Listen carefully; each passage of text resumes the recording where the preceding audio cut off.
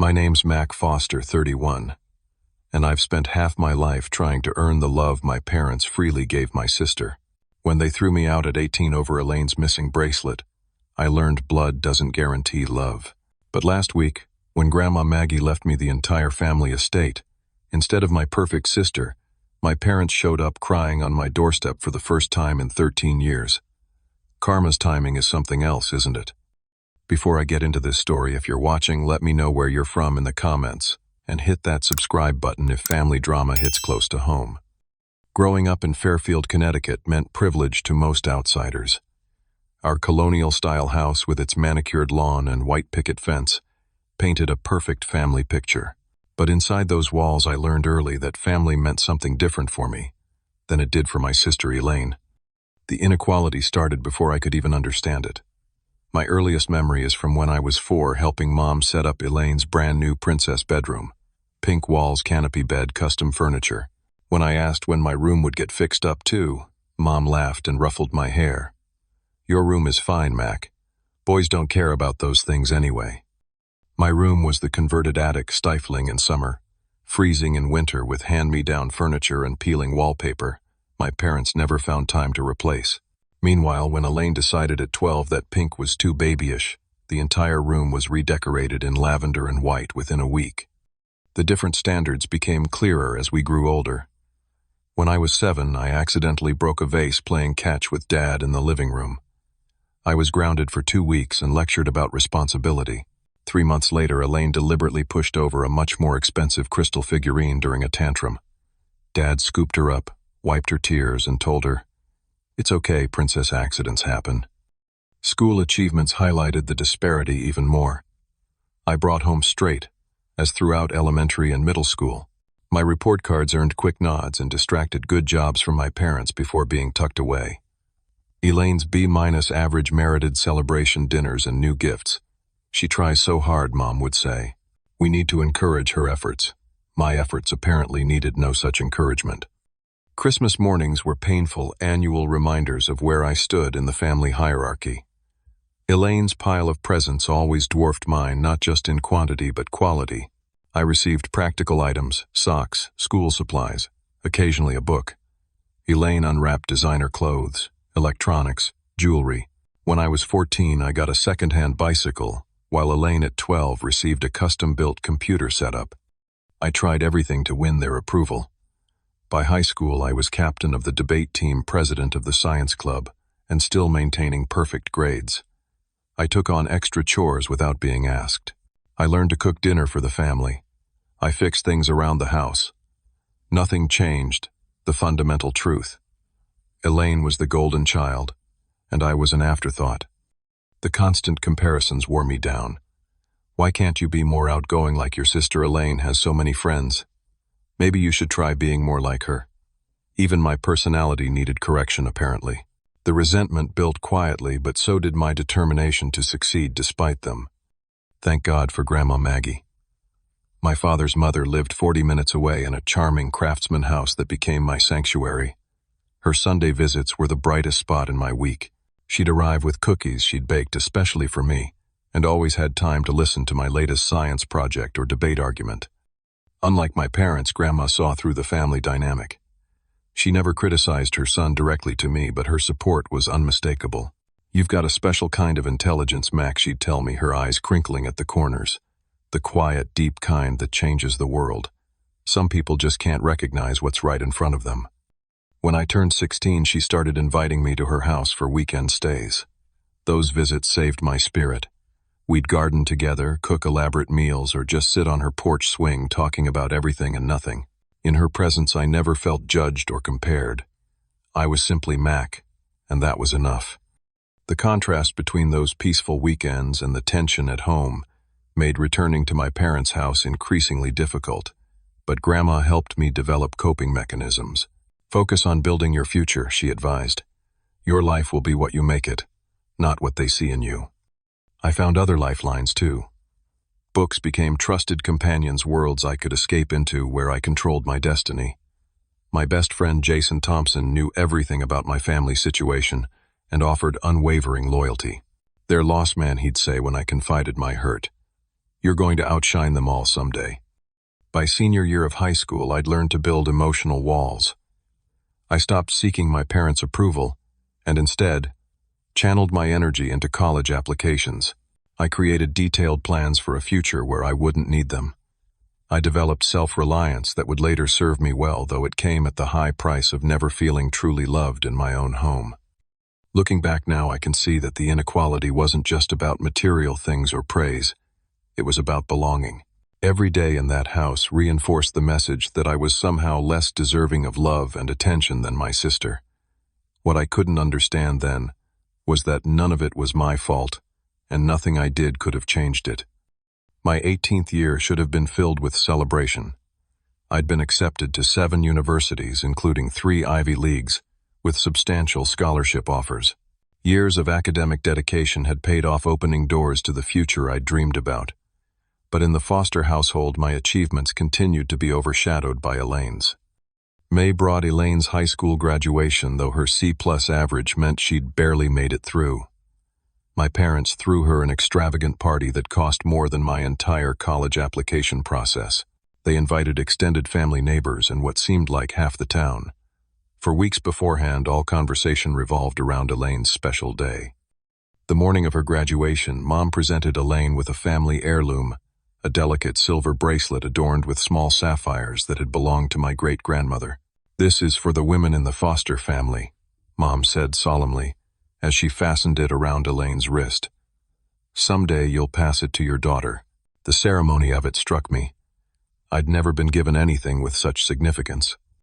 I spent that entire day helping prepare for the evening party. While Dad took Elaine shopping for a new outfit to wear, I hung decorations, arranged furniture, and organized the catering delivery. Mom supervised, finding fault with nearly everything I did. "The banner needs to be higher, Mac. The chairs should be angled differently. Can't you move faster? We don't have all day." That evening, as guests began arriving, I overheard a conversation that shouldn't have surprised me but still did. My parents were in the kitchen, unaware I was just outside the door. "We should start converting Mac's room next month," Mom said. "Once he leaves for college, we can finally put in that home gym we've been talking about." "Good idea," Dad replied. "No point waiting until August. He can sleep on the couch if he comes home for weekend visits." They weren't even planning to keep my room for me. While most parents preserved their children's spaces as they headed to college, mine were erasing my presence before I'd even left. I walked away silently, swallowing the hurt.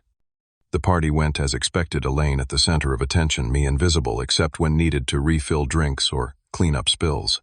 By midnight, when the last guests departed, I was exhausted and eager to retreat to my soon-to-be extinct bedroom.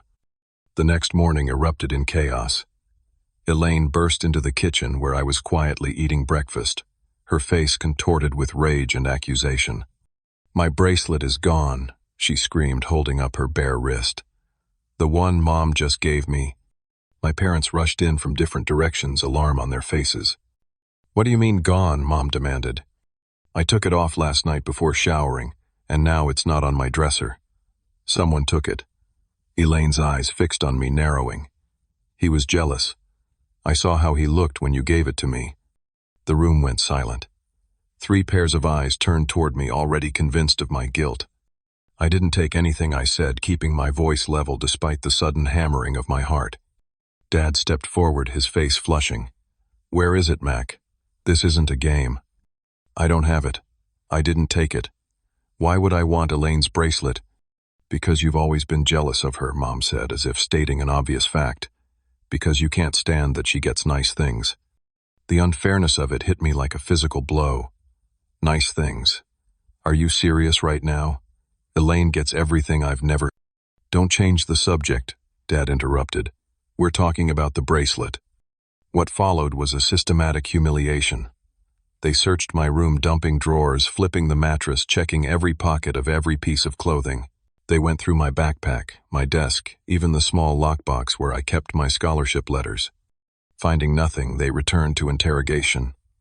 "Just tell us where you hid it," Dad demanded. "This can all be over if you just admit what you did." Something in me snapped. 13 years of accumulated injustice rose to the surface. I didn't take Elaine's stupid bracelet. I've never taken anything that wasn't mine. But let's talk about what has been taken from me, my childhood, my self-esteem, any chance at being treated fairly in this house. The words poured out unstoppable. Do you even hear yourselves? Elaine loses something, and automatically. I'm the thief.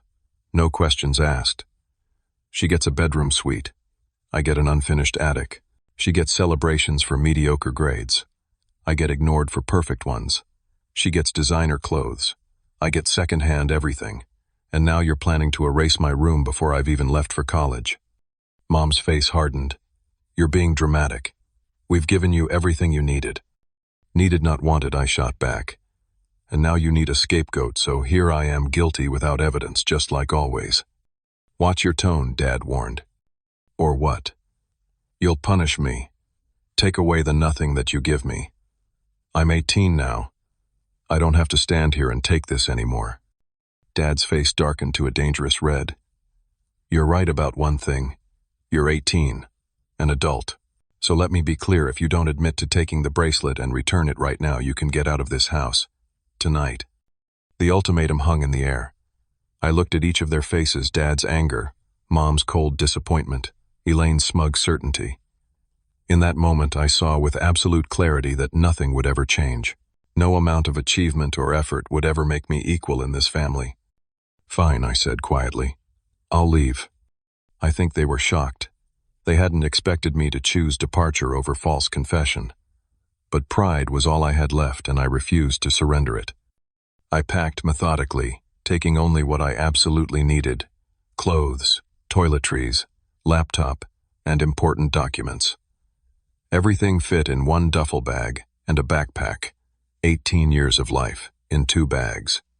No one spoke as I carried my belongings downstairs. No one tried to stop me. At the door, I paused, a last flicker of hope that someone would say this had gone too far. But the silence stretched on, broken only by Elaine's theatrical sniffling. I'll be at Grandma's, I said finally, more to have the last word than because they cared where I went. The drive to Grandma Maggie's house was a blur.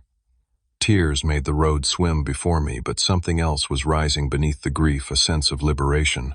For the first time in my life, I was choosing my own path, even if it had been forced upon me in the cruelest way. 6 months later, Jason told me what I'd already suspected. Elaine had left the bracelet in her friend Tiffany's car after showing it off at a post-graduation hangout. She'd known where it was within days, but never corrected the accusation against me. My parents never reached out to apologize or ask me to come home. They'd chosen their narrative, and I was no longer part of their story. The first few months at Grandma Maggie's house were a strange mix of freedom and grief. Freedom from walking on eggshells, from constant comparison, from the subtle daily reminders that I wasn't the favorite. Grief for the family I should have had, for the relationship with my parents that now seemed permanently broken. Grandma never pressured me to talk about what happened, but when I was ready, she listened without judgment. Your father was always a stubborn man, she sighed after hearing the full story. And your mother, well, she sees what she wants to see. But that doesn't excuse how they've treated you. My college plans shifted dramatically. Instead of the prestigious private university I'd planned to attend with a partial scholarship, I chose the state university that offered me a full ride. The practical decision saved money but meant abandoning the future I'd carefully constructed.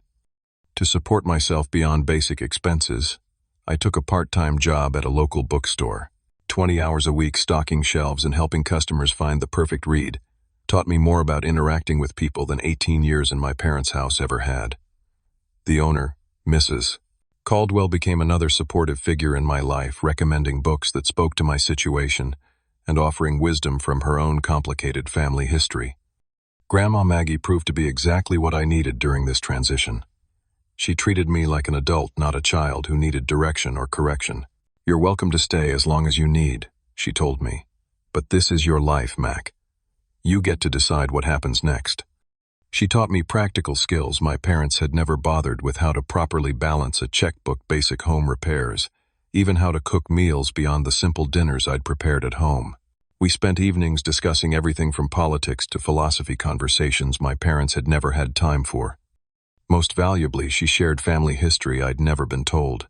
Your grandfather built his business from nothing, she explained one night. He understood the value of hard work and integrity. Those are the real foster family traits, not the materialism your parents seem to worship. These stories gave me context for my place in the family and helped me separate my identity from my parents' rejection. I wasn't a defective foster. I was perhaps the most authentic one. College provided another fresh start. I chose business finance as my major, drawn to its practical applications and future stability. The structured nature of financial systems appealed to me. Clear rules, predictable outcomes, merit-based advancement, everything my family life had lacked. Making friends came easier than expected. Without the shadow of Elaine's supposed superiority, I found people who appreciated my thoughtfulness, my dry humor, my loyalty.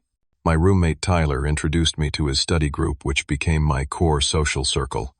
Among them, I never had to apologize for being too serious or too focused on academics. Still, painful reminders of my family situation arose occasionally, running into hometown acquaintances who asked innocently about my parents. Holiday breaks when other students packed up excitedly to go home. The FAFSA forms that required me to explain why I couldn't provide parental information. Each instance reopened the wound slightly, but with time the sting lessened. Grandma Maggie tried several times to facilitate reconciliation. She invited my parents to Thanksgiving dinner my freshman year. They declined. She suggested they might want to see my dorm when they were in the area. They never were. I sent birthday cards that first year, carefully neutral in tone. They came back marked return to sender. Through Jason, who still lived in our hometown, I learned that Elaine had created her own version of events. According to her, I had not only stolen the bracelet but had run away after being confronted, abandoning the family that had given me everything. The narrative painted her as the victim of my jealousy and instability. Some extended family members actually reached out to express their disappointment in me having heard only Elaine's side. I stopped trying to correct the record. The people who mattered knew the truth, and I was building a life that didn't depend on my parents' approval or my sister's honesty. Graduation came 4 years later. Grandma Maggie sat proudly in the audience, cheering loudly when I walked across the stage. I had finished summa cum laude with job offers from 3 financial firms. I chose Reynolds Consulting in Boston, partly for the opportunity, partly for the distance from Connecticut. My entry-level position as a financial analyst demanded long hours and meticulous attention to detail. I thrived on the challenge and the clear feedback from my supervisor, Mr. Reynolds, who became something of a mentor. "You've got good instincts, Foster," he'd say, reviewing my work. "And you're not afraid of the grunt work. That combination will take you far." At 23, I moved into my first apartment, a modest 1-bedroom in Cambridge. The freedom of having my own space decorated exactly as I wanted represented another step in building my independent life. Grandma visited often, bringing plants to warm up the place and cooking massive meals we'd eat for days. By 25, I'd received my first promotion. By 27, I was managing my own small team. My reputation for integrity and thoroughness spread through the industry, bringing clients who specifically requested to work with me. Financial security allowed me to help Grandma Maggie with home repairs and medical bills, a small repayment for all she'd done for me. At 28, I purchased my first home, a renovated 2-bedroom condo in a historic building. The day I got the keys, I stood alone in the empty living room, overwhelmed by how far I'd come. From a teenager with 2 bags of possessions to a homeowner with a solid career. The journey hadn't been easy, but it had been mine. That same year, I met Allison Carter at a charity fundraiser hosted by my firm. She approached me during the silent auction, curious about a photography book I was bidding on. "You don't look like a photography buff," she remarked with a directness I found refreshing. "I'm not," I admitted. "But I am a fan of seeing the world through different perspectives." Her smile changed something in me. Allison was an art therapist who worked with troubled teens, passionate about helping kids find healthy ways to express themselves. Our first date lasted 5 hours, conversation flowing effortlessly. Unlike previous relationships that had fizzled due to my guardedness about family with Allison, I found myself sharing the truth early on. "That explains a lot about you," she said, after hearing the story. "The self-sufficiency, the careful way you observe before committing. You had to become your own safety net." Her perception was unsettling but accurate. With Allison's gentle encouragement, I began to lower some of the protective walls I'd built. Our relationship developed into a partnership based on mutual respect and understanding, everything I'd never seen modeled in my parents' home. By my 30th birthday, I had created a life rich with meaning and connection, a career that challenged me, a home that represented security, a partner who understood me, and friends who had become chosen family. The hole left by my parents' rejection hadn't disappeared, but it had been filled with relationships of my own making. Through it all, Grandma Maggie remained my anchor, proud of the man I'd become despite the circumstances that had forced my independence. What I didn't realize then was how closely she had been watching not just my journey but my parents' and sisters as well. And she was forming her own conclusions about family legacy and who deserved to carry both forward. Grandma Maggie's health began declining noticeably when she turned 84. Her arthritis worsened, making her beloved gardening nearly impossible. Her energy levels dropped and she developed a persistent cough that doctors eventually diagnosed as early-stage COPD from decades of exposure to my grandfather's pipe smoking. As her health deteriorated, our roles gradually reversed. The woman who had been my caretaker now needed my support. I began driving the 2 hours from Boston to Connecticut every other weekend, sometimes more often when medical appointments required it. I installed grab bars in her bathroom, a railing along her hallway, and a medical alert system she reluctantly agreed to wear. "I'm not an invalid," she'd protest, even as she struggled to carry a laundry basket across the room. "No, you're not," I'd agree. "You're the woman who taught me that accepting help is a sign of wisdom, not weakness." "Your words, Grandma." She'd laugh at having her own advice used against her, but would allow me to take over the heavier tasks.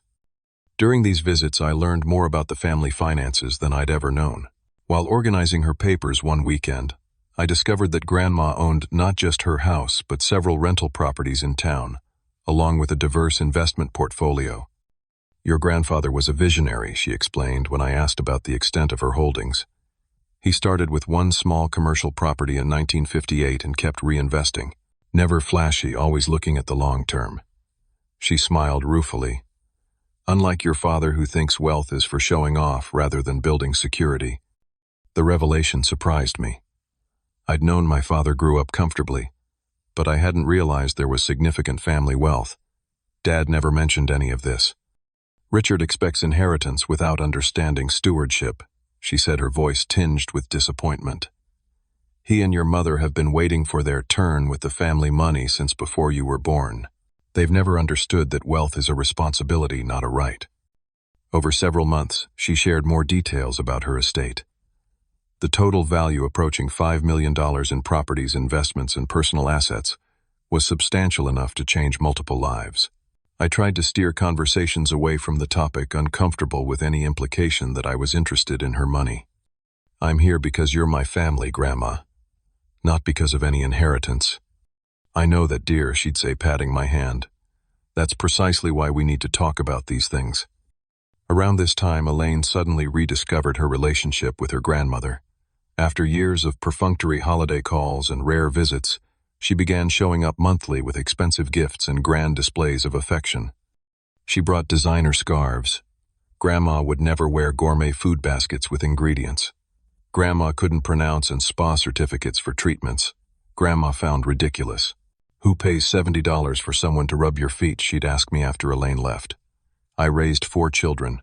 My feet have earned their calluses." During these visits, Elaine would fuss over Grandma dramatically adjusting pillows unnecessarily and offering to organize medicine she had no knowledge of. She asked pointed questions about Grandma's health, in a voice loud enough for neighbors to hear, but her eyes glazed over when Grandma actually tried to explain her condition. Once arriving unexpectedly, while Elaine was still there, I overheard her on the phone in the kitchen. "Yes, probably another year at most," she was saying. "The doctor said her lungs are shot. No, I'm handling it. She's always adored me. Trust me, it'll be worth the effort."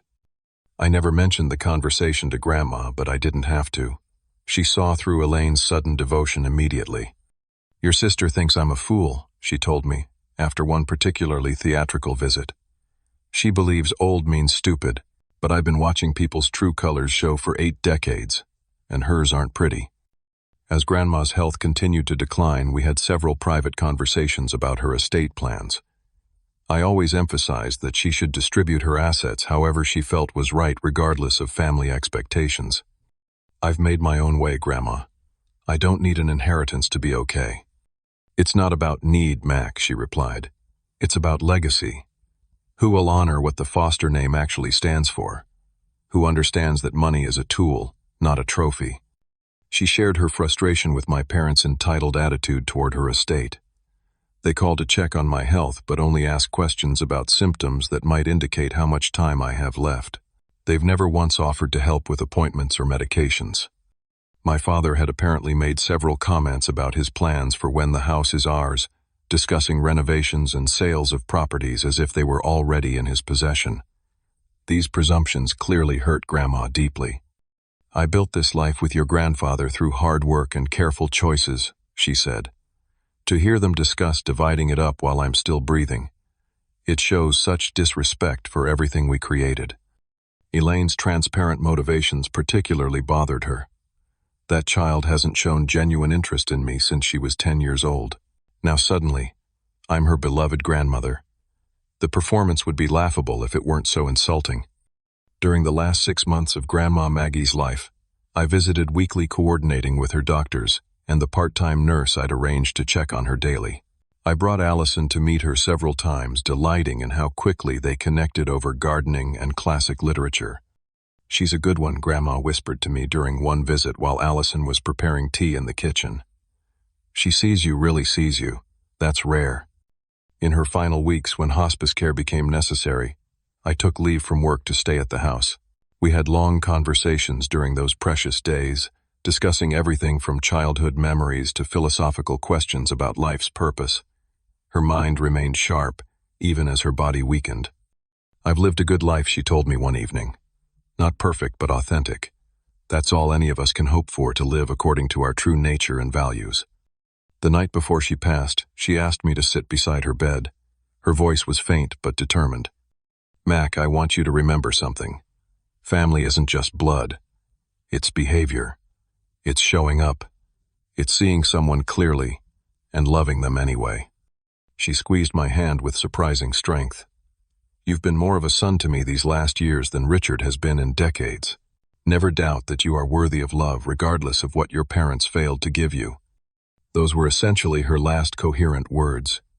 She slipped into unconsciousness that night and passed peacefully the next morning with me holding her hand. The profound grief I felt was unlike anything I'd experienced. This wasn't just losing a grandmother, but losing the one person who had truly been a parent to me. In those quiet morning hours, I promised her I would live by the values she had taught me: integrity, compassion, and the courage to create my own path. I had no idea then how soon that promise would be tested, or how completely her final act would change the dynamics of the family that had once cast me out. Grandma Maggie's funeral was held on a crisp autumn day, the New England foliage creating a backdrop of reds and golds that seemed fitting for her vibrant spirit. The historic church in town was filled beyond capacity, a testament to the lives she'd touched throughout her 86 years. I arrived early to help the funeral director with final arrangements and to have a private moment with her before others arrived. Standing by her casket, I whispered a final thank you for everything she had given me, not material things, but the intangible gifts of unconditional love and unwavering support. My parents and Elaine arrived fashionably late, making an entrance that drew attention even in this somber setting. It had been 13 years since I'd seen them in person. Dad's hair had grayed completely, and Mom had obviously had work done, her face unnaturally tight around the eyes. Elaine had gained weight and adopted an expensive style that somehow still looked cheap. They acknowledged me with cold nods, but made no attempt at conversation. Throughout the service, they displayed appropriate grief, Mom dabbing at her eyes with a monogrammed handkerchief, Dad staring stoically ahead, Elaine occasionally letting out audible sobs that drew sympathetic glances. The real tension emerged at the gathering afterward held at Grandma's house. As extended family and friends shared memories and comfort food, distinct factions formed.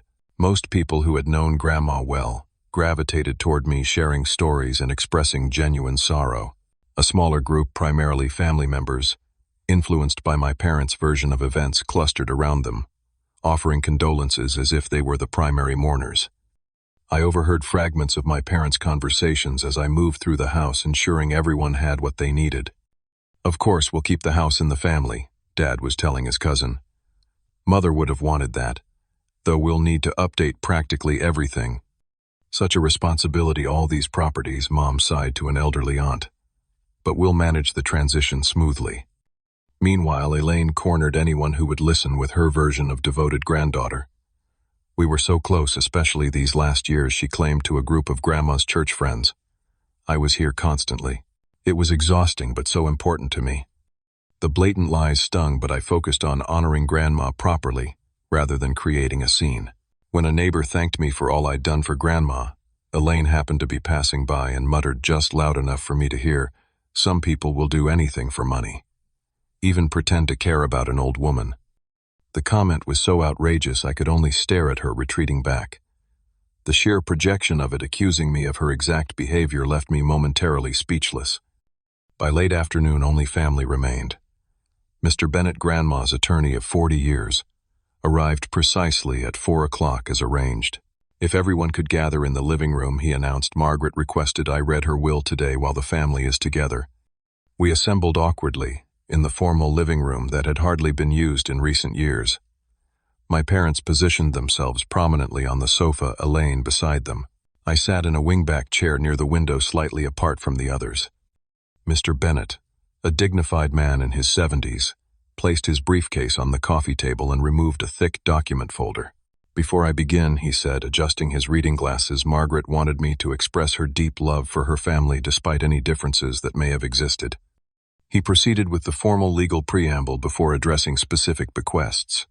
Grandma had left modest sums to her church, the local library, and the gardening society she'd belonged to for decades. Various personal items were designated for specific family members: her wedding ring to a niece who had admired it, her collection of first editions to a cousin who shared her love of literature. As the reading continued, my parents grew visibly impatient, clearly waiting for the main event: the distribution of the house and financial assets. Elaine checked her watch repeatedly, not bothering to hide her disinterest in the smaller bequests. Finally, Mr. Bennett reached the section they'd been waiting for. He cleared his throat and read, "Regarding my primary residence at 247 Maple Street, all real estate holdings, investment accounts, and remaining financial assets, I leave these in their entirety to my grandson MacArthur, James Foster." The silence that followed was absolute. For several seconds no one moved or spoke. Then, as comprehension dawned, my father half rose from his seat. "That can't be right," he said sharply. "Read it again." Mr. Bennett calmly repeated the bequest. Furthermore, he continued, "I have prepared a letter explaining my decision, which I request be read aloud at this time." He extracted a sealed envelope from the folder. "This is outrageous," my mother interjected. "There must be a mistake." "There is no mistake, Mrs. Foster," Mr. Bennett replied firmly. "I personally discussed these arrangements with Margaret at length. She was of completely sound mind and very specific in her intentions." He opened the letter and began to read Grandma's words. "To my family gathered here today.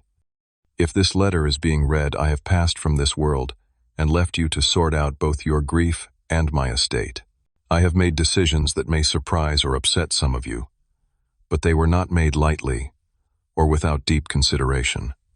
Throughout my life, I have valued certain principles above all others: honesty, compassion, hard work, and true family loyalty. Not the kind that depends on convenience or profit, but the kind that shows itself through consistent presence and genuinità. In recent years, I have observed closely who embodies these values and who does not. I have watched who showed up regularly to help, without being asked, who inquired about my well-being rather than my assets, and who demonstrated the character that the Foster name should represent. My grandson Mac has exemplified everything I value, often at great personal cost. Despite being unjustly expelled from his family at 18, he has built an admirable life through his own efforts. More importantly, he has shown me what family truly means through his unwavering support and genuine love. Richard and Karen, you have been waiting for your turn, with the family resources for decades, viewing my assets as your entitlement rather than the result of your father's and my lifetime of work. Elaine, your sudden interest in my life coincided precisely with my declining health, transparent in its motivation. I am not punishing anyone. I am rewarding integrity and ensuring that what your father and I built will be stewarded by hands I trust. Mac has demonstrated that he understands wealth as responsibility, not privilege. I hope this decision causes reflection rather than merely resentment.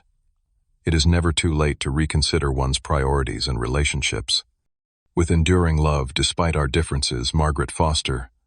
As Mr. Bennet refolded the letter, Elaine erupted into tears, not the performative sobs from the funeral, but ugly, rage-filled crying.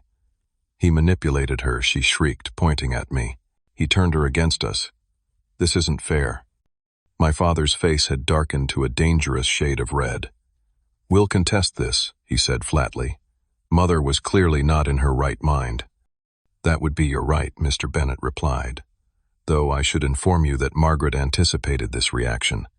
She underwent extensive cognitive evaluation before finalizing these arrangements. The documentation is extremely thorough. Additionally, she recorded video testimony explaining her decision in her own words. Contesting would be lengthy, expensive, and I say this professionally, almost certainly unsuccessful. My mother turned to me, her expression a mix of fury and calculation. You can't possibly think this is appropriate, Mac. You must see how wrong this is. I stood up suddenly, needing space from the toxic energy filling the room. What I see is that Grandma made her own decisions about her own property, just as you all made your decisions 13 years ago. This is about the bracelet, isn't it? Elaine spat. You're still punishing us for that. This isn't my doing, I said quietly. But it's interesting that your mind went there immediately. We're your parents, my mother said, switching tactics, her voice suddenly soft. Family should take care of each other. The irony was too much. You remember that now. Where was that sentiment when you threw me out with 2 bags of belongings? My father stood abruptly. This isn't over. Not by a long shot. We'll get what's rightfully ours. I looked at him. Really looked at the man who had once been the center of my childhood universe and felt nothing but pity. It's already over, Dad. It has been for 13 years. I thanked Mr. Bennet and left the room, walking out onto Grandma's porch where I'd spent so many peaceful evenings with her. Behind me I could hear the continuing accusations and threats, but I tuned them out, focusing instead on the weight of the responsibility I'd just inherited. The estate, approximately $4.8 million in total assets, represented not just financial security but Grandma Maggie's faith in me. The magnitude of it was overwhelming. Not just the money, but the clear message she had sent about who she considered true family. School achievements highlighted the disparity even more. I brought home straight, as throughout elementary and middle school. My report cards earned quick nods and distracted good jobs from my parents before being tucked away. Elaine's B- average merited celebration dinners and new gifts. She tries so hard, Mom would say. We need to encourage her efforts. My efforts apparently needed no such encouragement. Allison provided steady support during this turbulent time. You don't owe them anything, she reminded me when guilt occasionally surfaced. Your grandmother made her choice based on how everyone behaved. Actions have consequences. Jason visited from Connecticut, offering both congratulations and practical advice. They're going to try every angle to get to you, he warned. Be prepared for them to suddenly remember how much they love you. As I processed the inheritance, I decided that certain portions should go toward causes Grandma cared about. I established a scholarship fund at the local community college in her name, focusing on students pursuing horticulture or library science, her 2 passions. I made a substantial donation to the senior center, where she had volunteered well into her 70s. As for the house, I couldn't bring myself to sell it immediately. Every corner held memories of the woman who had saved me. For the time being, I arranged for a property management company to maintain it while I decided its future. The inheritance changed my financial situation dramatically, but I continued working at my firm, finding purpose in building my own career, rather than simply living off Grandma's legacy. I was determined to be the steward she believed I could be, using the resources wisely, not flaunting them. What I didn't expect was how quickly my family's strategy would shift once they realized the inheritance was irreversible, or how directly they would confront me when their backs were against the wall. 3 months after Grandma's funeral, life had settled into a new normal. I continued my work at Reynolds Consulting, finding comfort in the familiar routine despite my changed circumstances. Allison and I had begun tentatively discussing moving in together, perhaps to Grandma's house, once I was ready to return there. Mr. Bennett, who had become something of a mentor since the will reading, called with an update. "Your parents filed an initial challenge to the will," he informed me, "but withdrew it last week. Their legal counsel likely advised them of the futility." In the days that followed, I consulted with financial advisors and attorneys to understand my new responsibilities. I received angry text messages and voicemails from my parents and Elaine, ranging from threats to guilt trips to sudden attempts at reconciliation. I responded to none of them. Legally, yes. Emotionally, he chuckled dryly. Families are rarely that simple, Mac. He was more right than I knew. That same week, I learned through mutual connections that my family's financial situation was dire. My father had made a series of poor investment decisions, attempting to maintain their lavish lifestyle through increasingly risky ventures. Their house carried 2 mortgages, both underwater, after the recent market downturn. More surprising was the revelation about Elaine. My perfect sister had developed a gambling problem that had spiraled out of control. She had maxed out multiple credit cards, taken payday loans at exorbitant interest rates, and was facing potential legal troubles over unpaid debts. The golden child's shine had tarnished considerably. This context made the scene on my doorstep the following Saturday somewhat less surprising, though no less jarring. The doorbell rang shortly after noon. Looking through the peephole, I froze at the sight of my parents and Elaine standing awkwardly on my porch.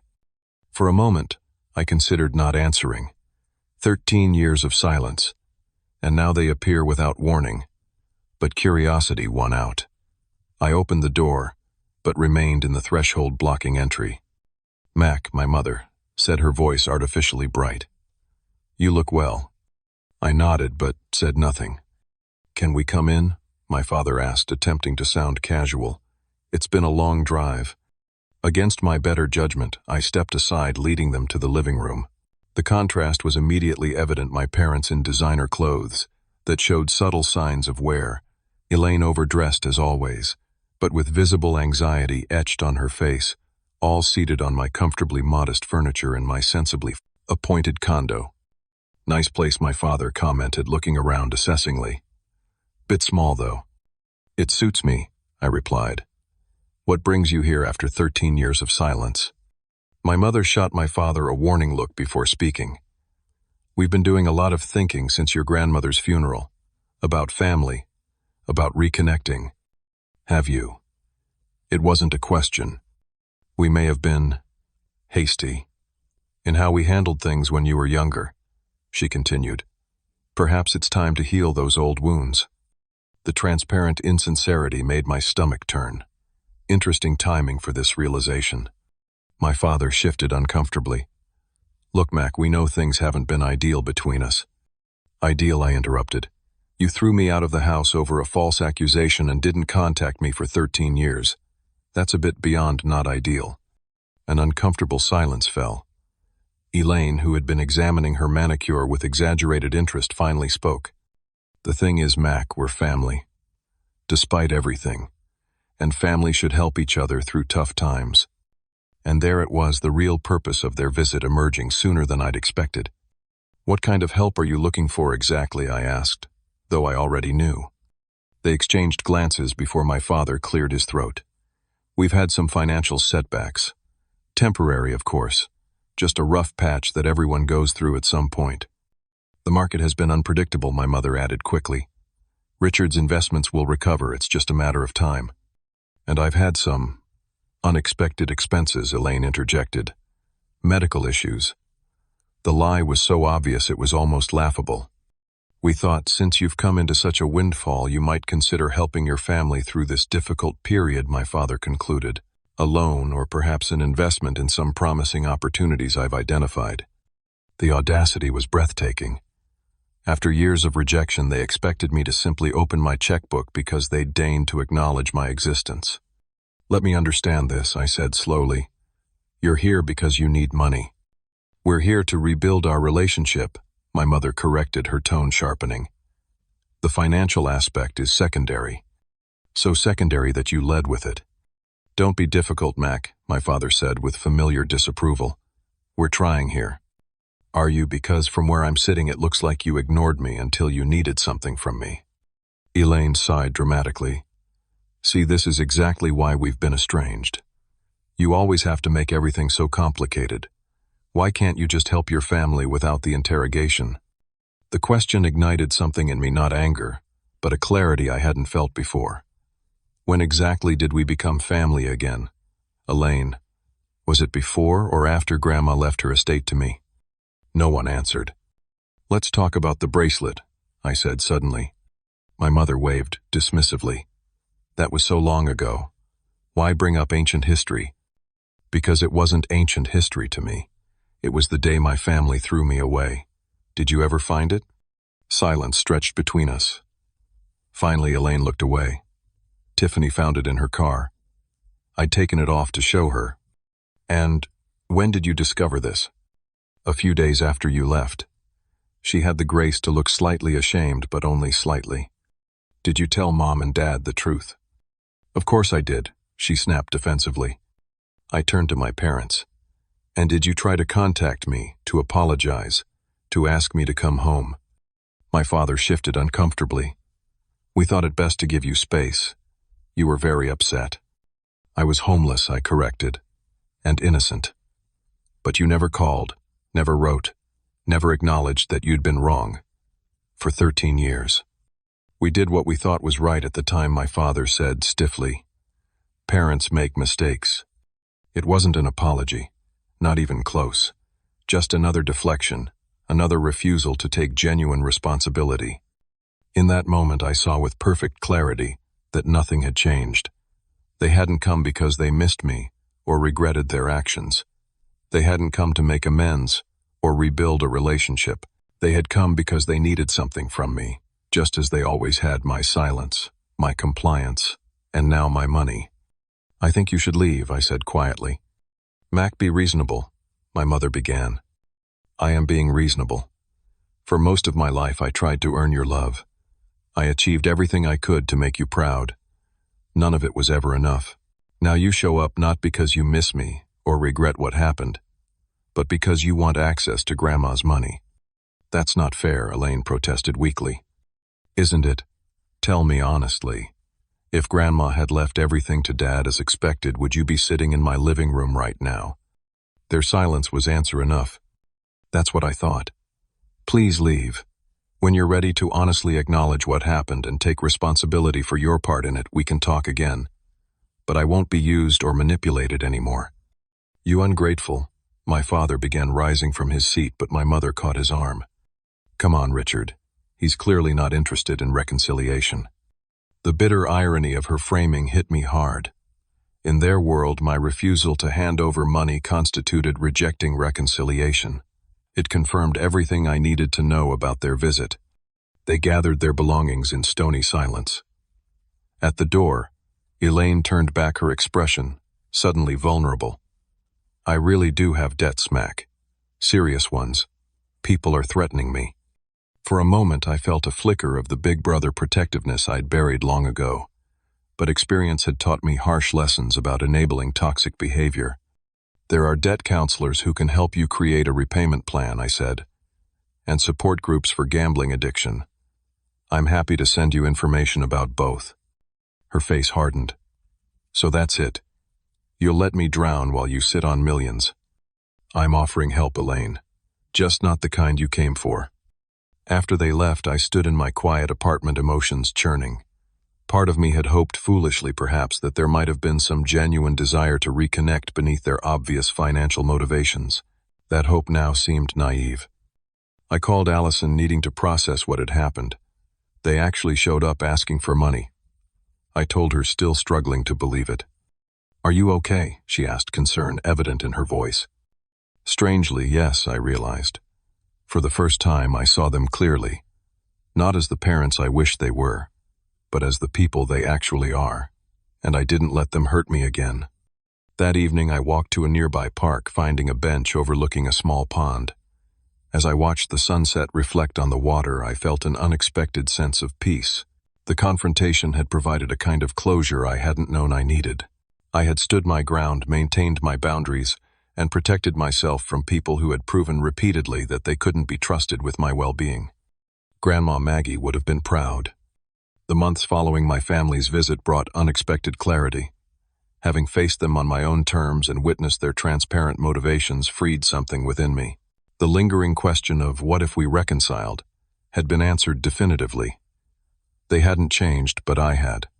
Processing the encounter took time.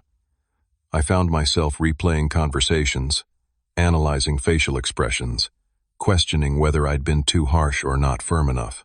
Allison suggested I might benefit from professional support. "You've dealt with this alone for so long," she pointed out. "Maybe it's time for some objective guidance." She was right. I began working with Dr. Lawrence, a therapist, specializing in family estrangement. Our sessions helped me understand that my parents' behavior reflected their limitations, not my worthiness. The favoritism, the rejection, the recent attempt at manipulation all stemmed from their issues, not mine. "You've built an impressive life, despite significant emotional obstacles," Dr. Lawrence observed in one session. "Now the question becomes, what kind of relationship, if any, do you want with your family going forward?" It was a question I'd never fully considered. For years, reconciliation had seemed impossible. Then briefly, it had seemed inevitable, due to their financial motivations. But what did I actually want? Seeking perspective, I visited Grandma Maggie's grave on a bright spring morning. The cemetery was peaceful, birds singing in the maple trees that lined the paths. I brought a small pot of her favorite violets to place by her headstone. "I wish you were here to advise me," I said aloud, feeling only slightly foolish talking to a granite marker. "They haven't changed, but I still feel this pull sometimes. This wish that things could be different."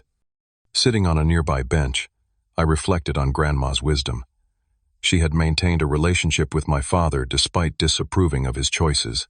She had found a balance between boundaries and connection. Perhaps there was a lesson there. That summer, I began renovations on Grandma's house, updating the essential systems while preserving its character. I converted the sunroom into a home office, but left her garden room untouched, its walls still lined with pressed flowers and botanical prints. The process of reimagining the space while honoring its history felt symbolic of my own journey. Allison spent increasingly more time at the house helping choose paint colors and furniture arrangements. One evening as we sat on the porch swing Grandma and I had shared so often, she asked hesitantly, "Have you thought more about what your therapist asked? About what kind of relationship you might want with your parents?" "I don't want to cut them off completely," I admitted, "but I can't trust them with my heart either. I guess I want limited contact with strong boundaries." "That seems healthy," she nodded. "Forgiveness doesn't have to mean forgetting or allowing harmful patterns to continue." As if the universe had been listening, a letter arrived from my mother the following week. Unlike the previous angry texts and manipulative voicemails after the confrontation, this was handwritten on simple stationery, not her usual monogrammed paper. "Dear Mac," she wrote, "I've been doing a lot of thinking since our visit. While I can't speak for your father or sister, I want to acknowledge that we did favor Elaine throughout your childhood. It wasn't fair to you. The way we handled the bracelet incident was inexcusable, and our failure to reach out afterward was cowardly. I understand why you don't trust our sudden interest in reconciliation. I wouldn't either in your position. If you're ever willing to meet just the two of us, I would like the opportunity to hear how our actions affected you. No agenda, no requests, just listening. Either way, I want you to know I am proud of the man you've become entirely through your own strength. Mom." I read the letter several times, searching for hidden manipulations or guilt trips. Finding none, I cautiously replied, agreeing to meet for coffee the following week. I chose a public place, limited the time to 1 hour, and mentally prepared myself for disappointment. To my surprise, my mother arrived alone, dressed simply, and spoke with a humility I'd never witnessed from her. "Your father still struggles to admit any wrongdoing," she explained. "He sees your success as vindication of our parenting, not as something you achieved despite us." "And you see it differently?" I asked skeptically. "I'm trying to," she sighed. "When you have a certain story about your life, your family, your choices. It's hard to confront evidence that the story was wrong, but your grandmother's decision forced me to question our narrative. We talked for nearly 2 hours, well past my planned departure time. While not a complete transformation, I sensed genuine reflection in her questions and responses. She listened more than she spoke, asked about my life with what seemed like actual interest, and didn't once mention finances. As we parted, she said simply, "I'd like to keep talking if you're willing. I know trust has to be rebuilt slowly. I'm prepared for that to take time." Over the following months, we established a cautious rhythm of occasional coffee meetings and brief phone calls. My father eventually reached out with a terse email that fell short of an apology but expressed interest in moving forward. I agreed to include him in some of our meetings, setting clear expectations about behavior and topics. Elaine proved the most resistant to genuine reconnection. Her initial attempts still centered on what I could do for her rather than acknowledging past wrongs. I maintained stronger boundaries with her, making it clear that our relationship could only progress when she took responsibility for her actions and sought help for her gambling issues. As these tentative family connections evolved, I focused primarily on building my own future. I proposed to Allison in Grandma Maggie's restored garden, surrounded by the perennials we'd planted together. "This place represents healing to me," I told her as I offered the ring. "I can't think of a better spot to start our next chapter." With a portion of the inheritance, I launched my own financial consulting business, focusing on helping small businesses and individuals make sound decisions. The irony wasn't lost on me, using the wealth my family had coveted to help others avoid the financial mistakes that had contributed to their downfall. I found particular fulfillment in a mentoring program I established for teens aging out of foster care. Having experienced my own form of family rejection, I understood the challenges of building adult life without parental support. Seeing these young people gain confidence and skills brought a sense of purpose no amount of money could provide. Through this work, I came to a deeper understanding of forgiveness. It wasn't about erasing the past or pretending the hurt never happened. It wasn't even necessarily about reconciliation. Forgiveness was about my healing, not their absolution. By my 32nd birthday, I had created a life rich with meaning and authentic connections.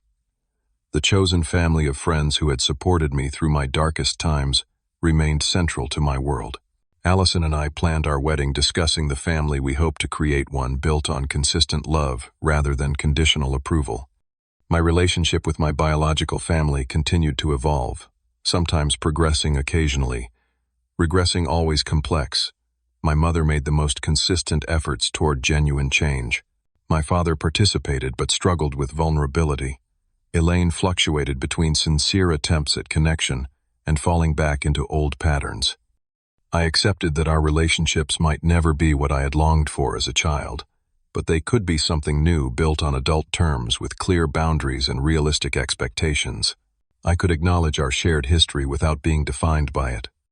Standing in what was now my garden on a crisp autumn evening, watching the sunset paint the sky in shades of orange and pink, I reflected on the journey that had brought me here. From the rejected child seeking approval to the confident man who had learned to validate himself, from the teenager with 2 bags of possessions to the homeowner and business founder, from someone desperate for family acceptance to someone who understood that chosen connections often run deeper than blood. Sometimes it takes losing a family to understand what family should be. Grandma didn't just leave me an inheritance of money, she left me the richer inheritance of knowing my own worth. So what about you? Have you ever had to create boundaries with family members who couldn't see your worth? Or have you found healing after family rejection? Share your experiences in the comments below. Your story might help someone else feel less alone in their journey. And if this resonated with you, please hit that subscribe button and give this video a thumbs up. Family dynamics are complicated, but knowing we're not the only ones navigating these challenges can make the path a little easier. Thank you for listening to my story, and remember, you get to decide what family means in your life.